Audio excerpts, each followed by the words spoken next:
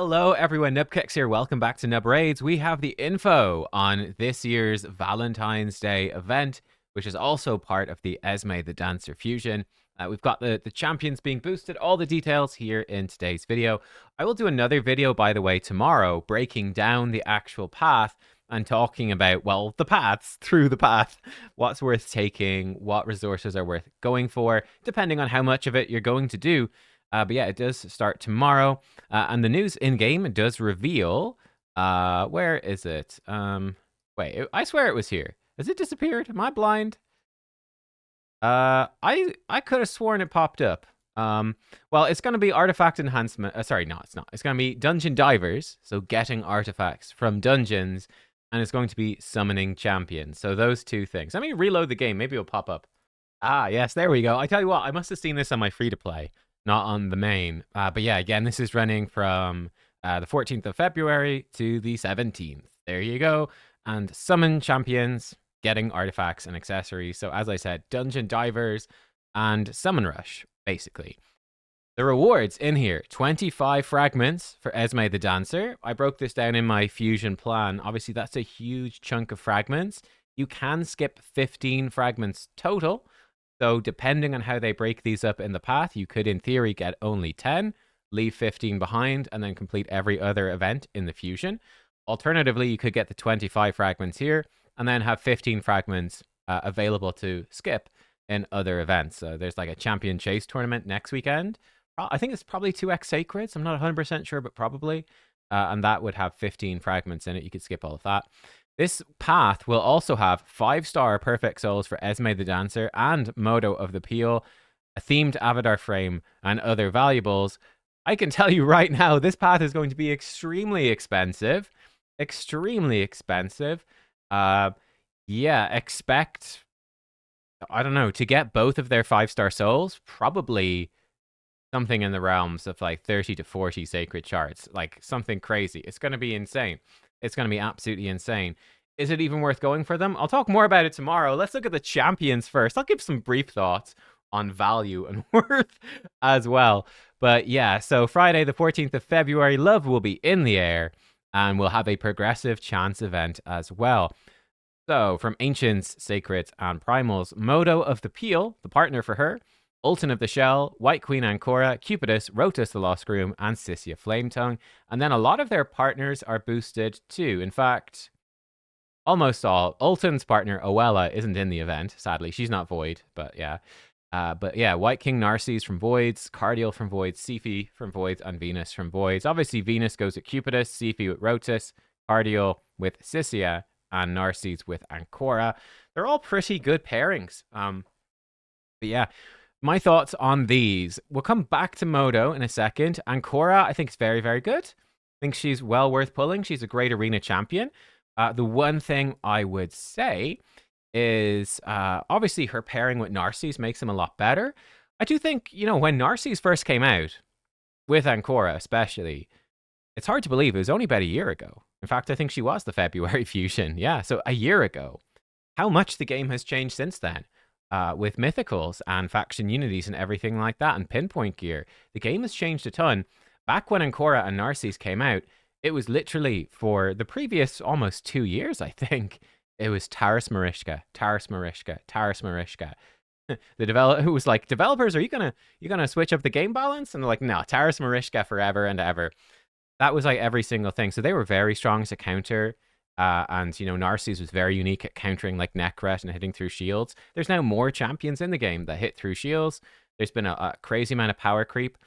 So they're still extremely good. I still use them all the time, but they're not as crazy good as they were when they first came out. Or let's say they are still as good, but there are more alternatives now, whereas I feel like even a year ago, there were far fewer alternatives. So do bear that in mind. Ancora is very, very strong, though. She's got the full team cleanse with a shield. If Narcisse is there, it's also a strength and bit of a turn meter boost. Her revive is great. It fully resets enemy skills, which is really strong. Her A1 gives you a chance to reset skills as well. Her passive is protecting your highest crit damage champion from crowd control, and then she herself is protected from that crowd control. She is phenomenal. Great carry everywhere. She's got great base stats as well. Just great sort of everywhere in the game. One thing I will say as well, if you're looking to pick her up for Arena, where she's very, very strong, um, I use her. I use her more than Noelle, but it's tough to gear them both. If you did get the Noelle fusion at Christmas, you could probably put the same sort of build on Noelle that you would put on an Ancora and use them in very much the similar sort of circumstances.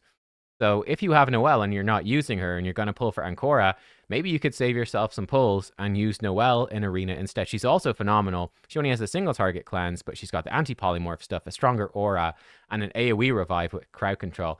She's very, very good too. So that's certainly something worth considering. But Ancora is really strong. I love mine.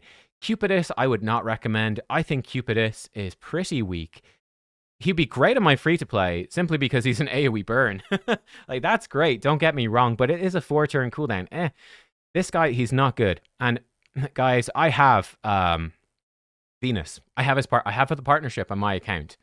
I didn't even do a video on this. So it's like, what's the point? But I did try them together in Hydra. And the result of that was Cupidus back in the vault, get Thor back out. There's no point to this. This champion is really underpowered. Even with Venus, he's simply not very good. And in fact, she already brings a burn. So it really clashes and you have to build accuracy on him. Like, you're almost better just ignoring it. He's very, very poor, in my opinion. I think Cupidus has really been hard power crept and I would not recommend him at all. I think, for example, Neva pulled him on the free-to-play and then it's like, yeah, you got a legendary with AoE HP burn. And self buffs increase attack for like a 1 month account. He's bonkers good. But for anyone 6 months plus into the game, he starts to fall off in value. By the time you're a year or two into the game, I think he's like Faction Wars or Vault, just not strong. Maybe they'll be good together in the new Faction War content, but at the same time, I think Sacred Order is fairly pimping. Yeah, it's a pretty strong faction.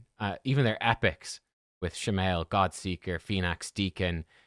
This is, I feel, not a faction that's going to be too much of a challenge in whatever Faction War content. Could be wrong, but whatever Faction War content they throw at us, I think it's one of the stronger factions. We'll see. Rotus, phenomenal. Great champion for Arena. He's well worth picking up. Amazing. Rotus can just win fights. Now, he is hard countered by UDK, Ultimate Death Knight. He is hard countered by Harima. He's hard countered by a few champions, and he's weak against some. But nonetheless, in the right circumstances, Rotus can hard carry arena fights. He is crazy good with Merciless gear. He is crazy good with some of the relics. He just scales so well. So any power creep in the game, he scales insanely strong off of it. He loves flat HP stats, loves them. He goes crazy. His passive keeps him alive.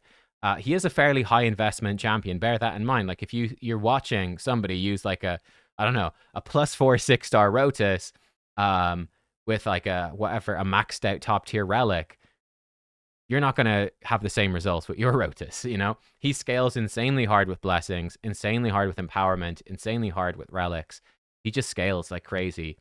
He has remained relevant for a long time. I think he's very strong, and one that's worth getting dupes for empowerment. Sissia is good. I like Sissia. She maybe lacks a place a little bit in the game, but they improved her AI recently, which is nice. But she's got the AoE burn, extra turn if she puts burn on everyone. Then she does AoE weaken, AoE decrease defense, and activates the burns. It's a solid kit. That's a great 1-2 punch. And they improved her AI so that she will now prioritize her burn if there's no burns on the enemy team. Otherwise, she should prioritize her A2, which is good. Now, it's maybe a bit awkward if there's only one burn, but still, it sort of makes her more consistent at getting the extra turn. And so on, her A2 is so strong. She does have affinity issues. She's not a bad champ, actually, for Affinity Breaker to make her more consistent, because she will weak hit and fail to place the debuffs and whatnot, which can be a bummer, and fail to get the extra turn if she doesn't place the burn. So one to consider with Affinity Breaker. She is good for Hydra, great for Spider. Again, burn exploders for Spider. It's a great strategy. Maybe not as important now with Newts and Mariuses if you happen to have those. If you don't, though, AoE HP burn explosion and AoE burn are incredible.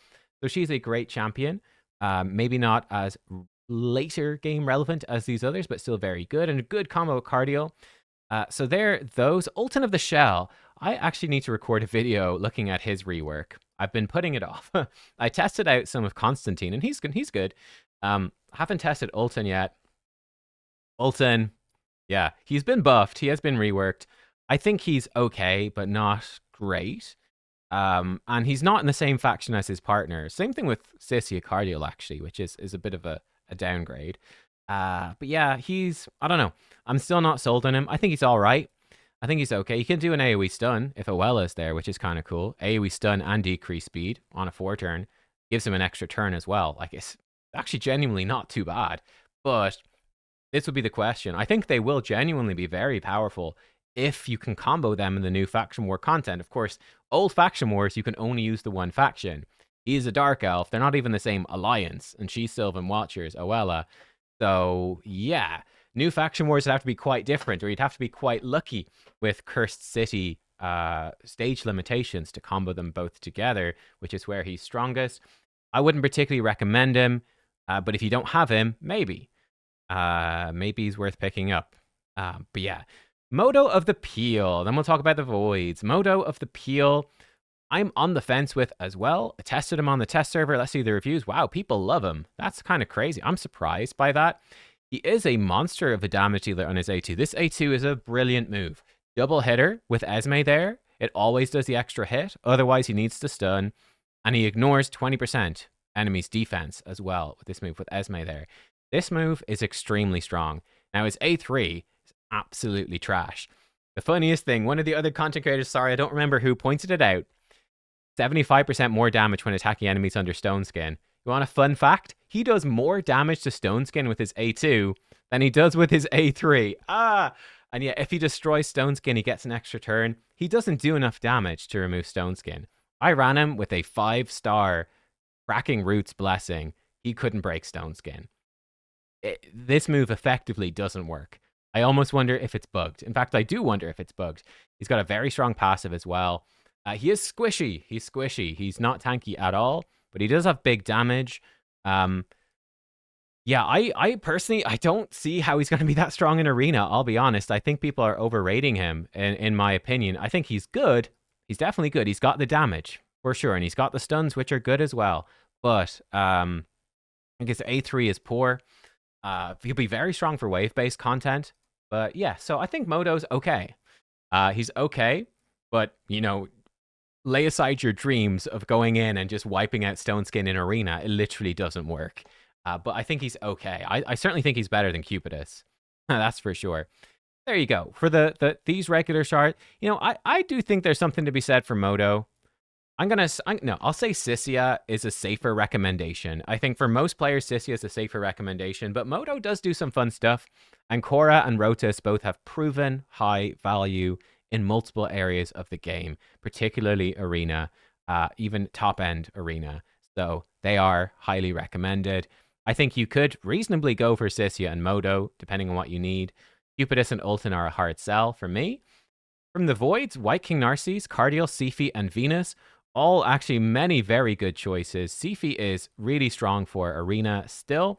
I do feel there's more counters to Siphi now. Volcanos, Rexer. I use Siphi all the time. Volcanos is a hard counter. It's quite painful. She does struggle against buff strips more now with pinpoint. She does struggle against supersonic gear sets can cut in against her. Her speed boost is fairly small, only 10% turn meter boost. She's a great champ, though. She's really strong, especially her A1 for Sand Devil is an irresistible sleep. So it's a 100% chance for sleep. Every other sleep champion in the game, 97%.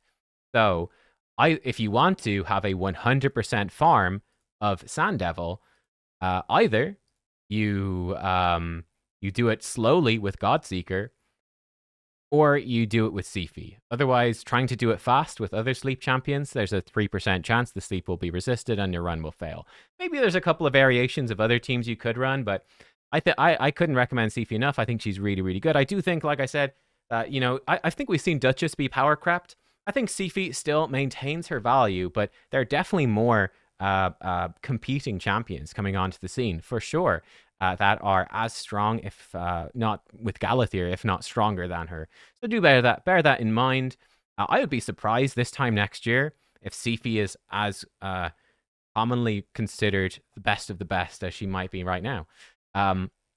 But she's great, and that A1 keeps her value for Sandevil very much so. She's a great champ, and the Rotus combo is good. Narcisse is very strong as well. I like Narcisse a lot. Narcisse gives you a hard counter to shield champions in arena, which is very powerful. Very, very powerful, because he does an extra, he ignores defense, but he does an extra hit on targets under shield or strengthen. This deletes people. This is an insane nuke. So yeah, he is phenomenal against shield or strengthen. Well, there's a good few of them. Like he hard counters Nekret the Great. He's very good against Marishka as well. He's also good against Taris. He's immune to counterattacks when White Queen Ancora is there, and ally attacks as well. He's got a block revive, though it's conditional. Extra turn if Ancora is there. Yeah, he's a really, really good champion. They're a very good duo. I'm a big fan of Narcisse. I use mine all the time. Yeah, I still would give him the 5 in arena offense and defense. You know, it's maybe a little he's maybe a 4.9 or something. Like, I think there are better damage. Like, he doesn't hit his full value unless you do have enemies with shield and strengthen, but those are relatively common. He's very good. He's very good. Definitely recommended. Cardial is good. I would say Sifi is better. Cardial's okay in arena. I think he's probably a bit better in siege. The 19% speed aura is fine, but not great for arena. It's decent for siege, but not great for arena.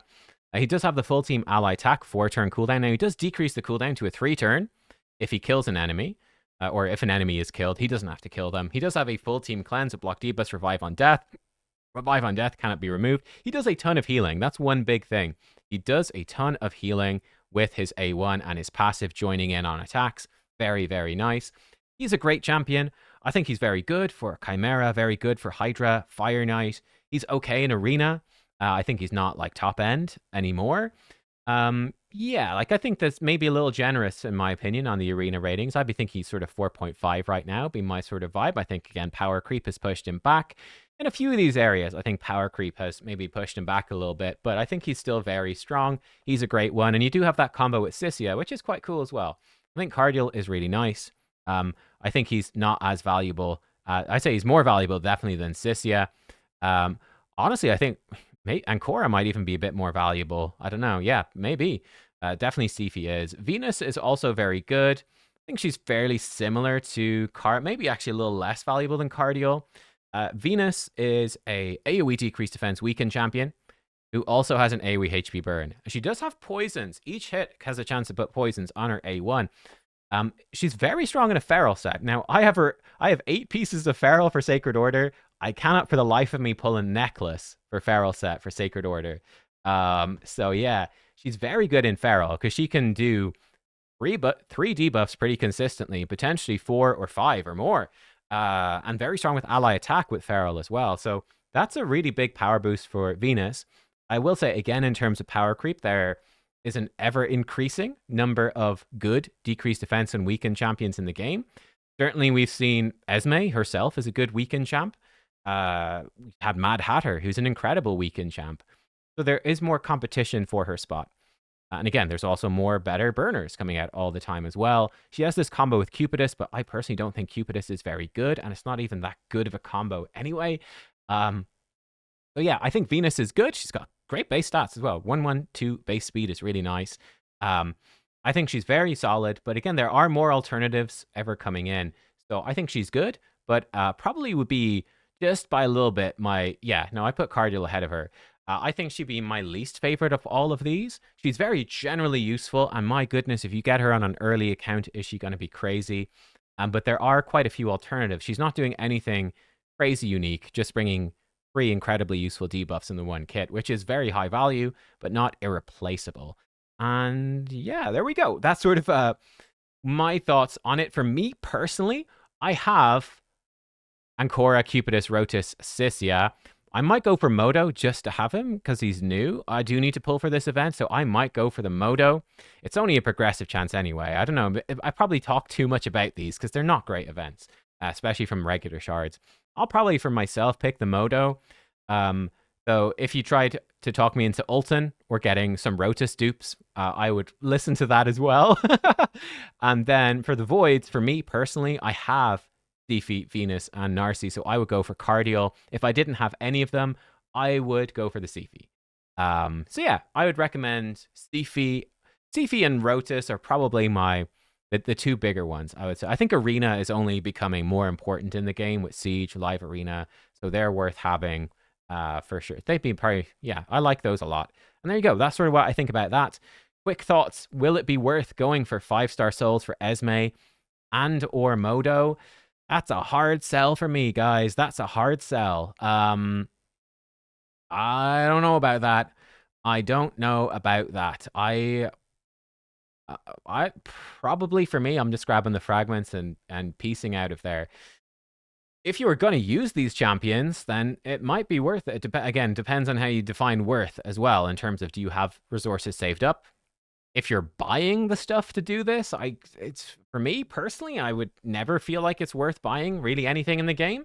But if you got the resources saved up, maybe. If you're planning to use them, it's very, I mean, 5-star, I think people really underrate the value of 5-star souls from these events. A guaranteed 5-star soul, very, very difficult to get.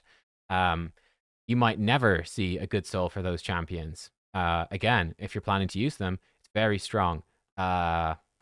So that's the question. How valuable do you think those champions are going to be for you? For me, I'm not convinced that either one would be particularly useful for my account. So I'm inclined to, therefore, not be too pushed about their souls. I mean, to put in I grabbed the Mad Hatter soul, even though I thought that was a fairly low value soul, as in he doesn't massively need a soul. I still picked it up because for me, he's a champion I knew I was going to go into my Hydra teams. So I felt good about that. But yeah, don't underestimate the 5-star souls, but I'm also not too hyped about these champions. It's a similar problem that we had for Hansel and Gretel. I thought Hansel and Gretel, they're actually, like, they're pretty fun in Arena. They're pretty cool, but the investment cost and the opportunity cost of getting them up and running is so high. I was like, that's just too hard of a sell for me. I think Modo and Esme are much more generally useful than Hansel and Gretel.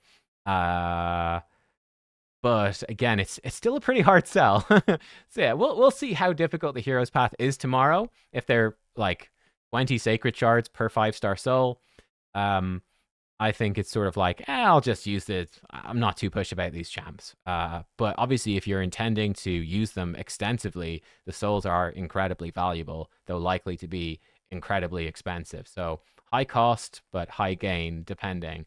Not the highest gain, because I don't think that they're that insane, but still very good.